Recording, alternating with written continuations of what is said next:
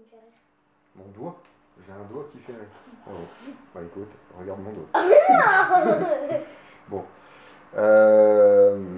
Alors, et pourquoi ne pas travailler pour la NSA? Alors ça c'est une colle. Je vais essayer d'y répondre. Disons que je travaille à la NSA et qu'on dépose un code sur mon bureau. Le code vite inviolable. Mettons que je tente ma chance et mettons que je veux des chiffres. Alors là je suis très content de moi parce que j'ai bien fait mon boulot. Mais c'était peut-être le code de l'emplacement d'une armée secrète au Moyen-Orient ou en Afrique du Nord. Et une fois lui repérant, on bombarde le village où se cache les rebelles.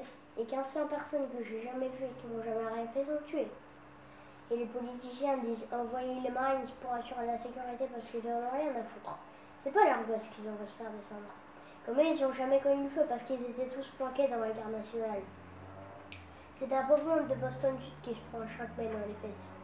Et il revient pour apprendre que l'usine où il travaillait s'est exportée dans le pays où il vient d'arriver.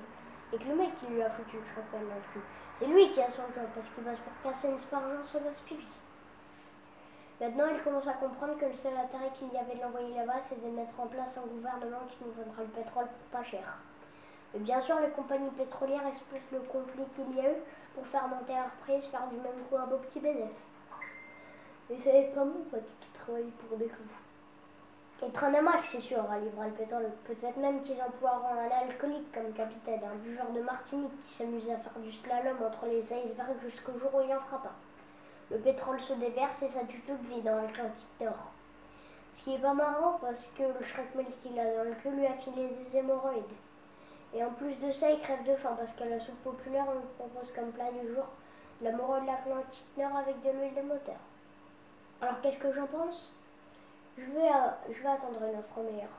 Je me dis putain, je ferais mettre descendre mon pote, prendre son job, le filer à son pire ennemi, bombarder, tuer des bébés phoques, fumer de l'air, m'engager dans la garde nationale, et peut-être qu'un jour, je finirai président.